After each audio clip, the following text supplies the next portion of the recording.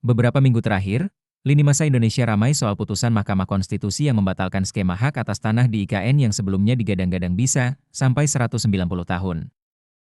Ada yang langsung tegang. Kalau aturannya berubah, investor kabur nggak? Ada juga yang santai, tenang, insentif bisa diganti, proyek tetap jalan. Di saat yang sama, ketika harga kebutuhan naik turun dan berita PHK mampir di mana-mana, orang makin sensitif soal uang dan risiko. Dari situ, debat IKN cepat berubah jadi pertanyaan yang lebih universal. Kalau sesuatu sudah terlanjur melaju kencang, kapan kita harus ngerem? Sebelum risikonya keburu nggak terkendali? Begitu pertanyaan, gaspol atau rem muncul. Biasanya kata-kata besar ikut nyelonong. Fasis, Nazi, Perang Dunia Kedua, Munich, apiasemen. Seolah-olah sejarah itu tinggal dipakai sebagai stiker.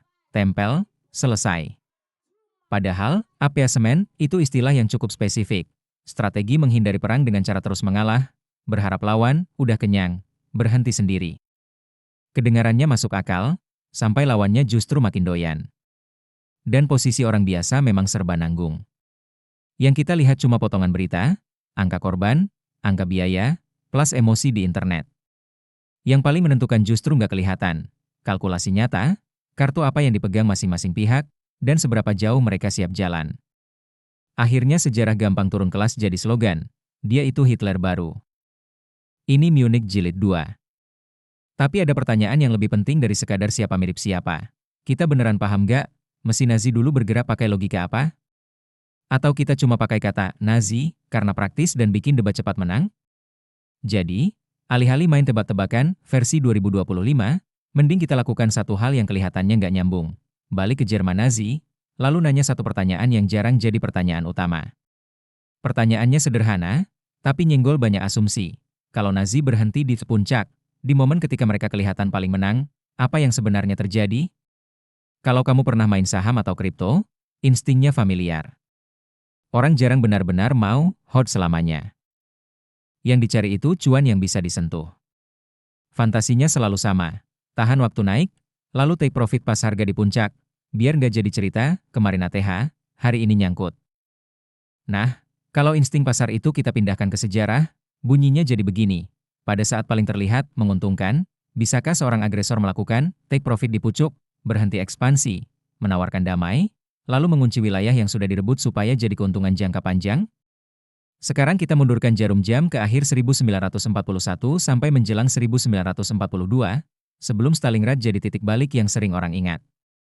Kita tahu endingnya, tapi kita pura-pura belum tahu, dan kita lihat kondisi sebelum belokan besar itu muncul.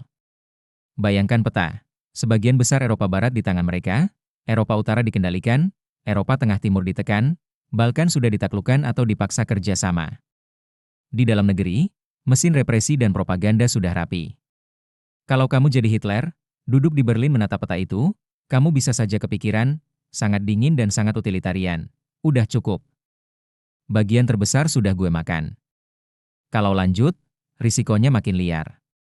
Bisa nggak berhenti di sini dan bikin hasil perang ini jadi aset jangka panjang?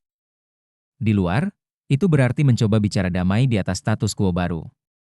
Di dalam, itu berarti jual narasi, misi nasional sudah selesai. Kedengarannya seperti take profit yang sempurna. Tapi pertanyaan sebenarnya, ini bisa ditahan, atau justru nggak mungkin ditahan? Tembok pertama datang dari luar. Pada akhir 1941, awal 1942, Jerman Nazi sudah bukan negara kuat yang bisa ditawar. Inggris sudah perang dengan mereka, Uni Soviet sudah diserbu dan bergabung di garis yang sama dengan Inggris dan Amerika. Amerika Serikat juga masuk perang. Mereka sudah diplester jadi rezim yang, dalam pandangan lawan-lawan utamanya, harus dikalahkan. Dalam situasi seperti itu, kalau tiba-tiba mereka bilang, "Oke, stop. Kita berhenti sampai di sini." Semua mundur satu langkah. Pertanyaannya, mundur ke langkah yang mana?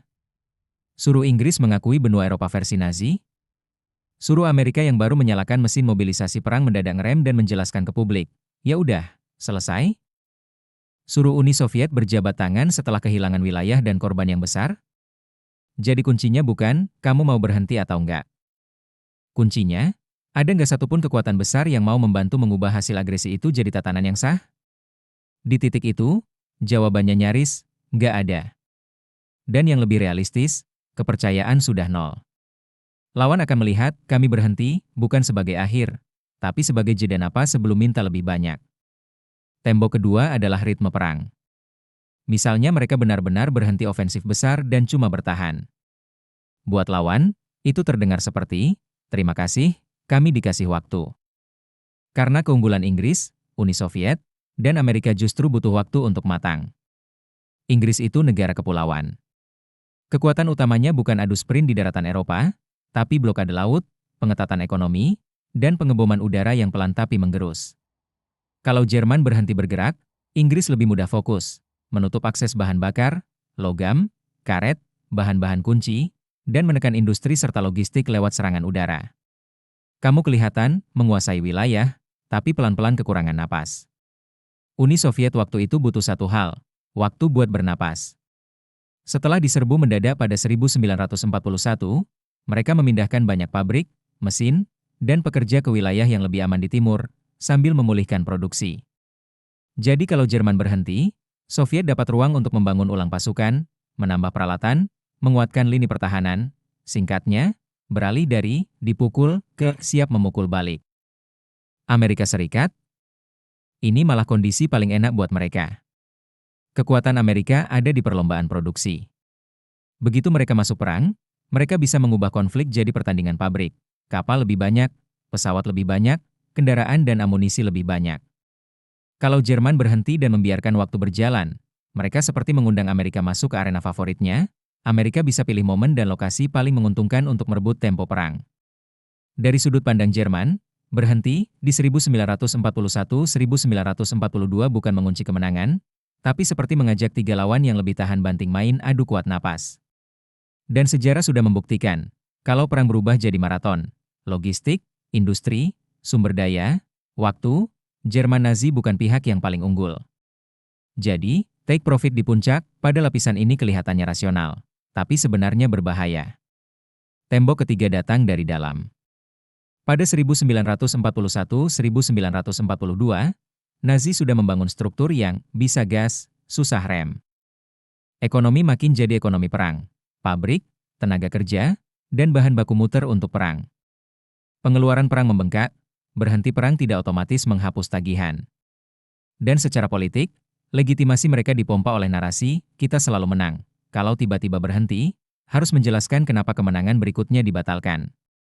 Begitu kamu injak rem di titik itu, masalahnya meledak serentak. Pesanan militer mau dipotong bagaimana? Pekerja mau dipindah kemana? Lubang fiskal dan bahan baku mau ditutup pakai apa? Narasi, misi sejarah, mau diganti jadi apa? Dan apakah kubu garis keras justru balas menggigit dari dalam? Dan satu hal yang sering dibayangkan terlalu simpel. Kan sudah pegang wilayah, tinggal dipanen. Pendudukan itu bukan buka cabang bisnis. Kamu butuh pasukan untuk jaga, represi untuk menekan, biaya untuk mempertahankan, dan tetap ada perlawanan, pasar gelap, sabotase, orang yang pura-pura patuh tapi sebenarnya menunggu kesempatan. Pegang peta bukan berarti otomatis dapat mesin ekonomi yang stabil. Mirip seperti punya lahan besar di brosur, tapi kota di atasnya belum tentu hidup. Makanya, buat penguasa seperti Hitler, berhenti sungguhan itu dua kali berbahaya. Di luar, lawan tidak percaya dan tidak mau mengesahkan hasil agresi. Di dalam, begitu perang melambat, semua utang politik, ekonomi, dan kekuasaan yang selama ini ditutup oleh euforia kemenangan mulai kelihatan. Sampai di sini, kita sudah menguji satu skenario yang terdengar logis. Dari sudut pandang agresor, kembali ke akhir 1941 awal 1942, lalu cek apakah ada ruang nyata untuk berhenti di puncak. Kesimpulannya bukan, kalau lebih cepat berhenti pasti aman, kalau telat pasti tamat. Jadi 1941-1942 itu, di peta kelihatan seperti pintu keluar, tapi di dunia nyata lebih mirip tepi jurang. Dan disinilah twistnya, fantasi, cash out pas paling puncak, sering terdengar enak. Apalagi buat orang-orang yang suka membayangkan sejarah sebagai cerita heroik satu tombol. Padahal, ketika kamu sudah memencet sampo di kepala sampai busanya banyak, bilang, udah deh, batal keramas, itu bukan keputusan bijak, itu cuma aneh. Kalau di pasar, trader yang beneran tua di jalan biasanya nggak ngotot ngejar koin terakhir. Mereka ambil profit lebih cepat, sebelum risiko didorong sampai nggak terkendali. Maka lahir hipotesis baru, bagaimana kalau Nazi berhenti lebih awal? Misalnya berhenti setelah Anschluss, aneksasi Austria. Atau berhenti setelah hanya mengambil Sudetenland. Atau sedikit lebih jauh, setelah menelan seluruh Cekoslowakia. Di titik-titik itu, dunia internasional belum sepenuhnya membalik meja. Banyak negara masih ragu dan masih berharap menghindari perang total. Di dalam, Nazi juga belum terkunci penuh dalam mobilisasi total yang memaksa mesin terus berputar. Jadi pertanyaannya berubah. Apakah mereka bisa membekukan hasil agresi lebih lama? Atau sejak gigitan manis pertama, mesin itu memang sudah ditakdirkan susah berhenti? Itu yang kita hitung di bagian berikutnya.